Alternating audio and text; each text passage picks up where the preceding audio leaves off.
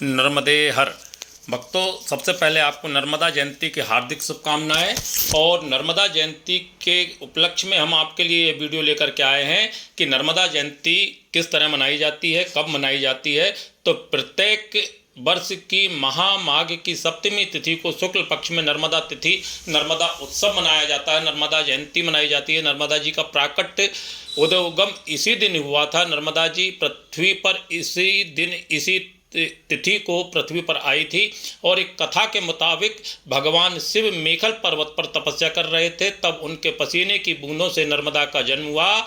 एक और कथा के मुताबिक राजा हिरण्यतेजा ने भगवान शिव से नर्मदा को पृथ्वी पर लाने का वरदान मांगा था। इसके बाद शिव ने नर्मदा को मगरमच्छ पर बिठाकर उदयाचल पर्वत से उतारा था।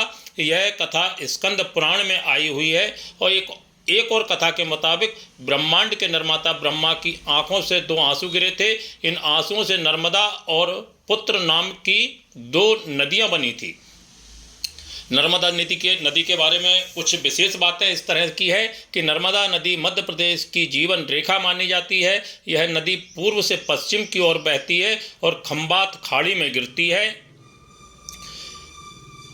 नर्मदा नदी भारत की तीसरी सबसे लंबी नदी है। नर्मदा जयंती पर लोग नर्मदा नदी की पूजा करते हैं।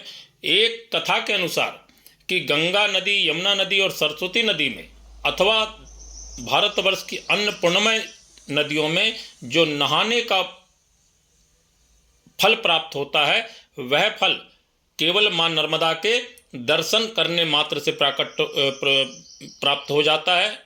तो भक्तों, नर्मदा जी की महिमा जो है वो बहुत अधिक विशाल है, बहुत अधिक विस्तृत। स्कंद पुराण में राजा जो हिरण्यतेजा का वर्णन आया हुआ है, उन्होंने 14,000 वर्ष तक मेखल पर्वत पर भगवान शिव की तपस्या की है और पृथ्वी पर आने के लिए नर्मदा माँ के लिए प्रार्थना की है। तो शिव जी की प्रसन्नता से और राजा हिरण्यतेजा की प्रसन्नता से प्रसन्न होकर के भगवान शिव ने अपने पसीने की बूंदों से नर्मदा नदी का प्राकट्य किया है। इस तरह नर्मदा नदी शिव जी की पुत्री भी मानी गई है।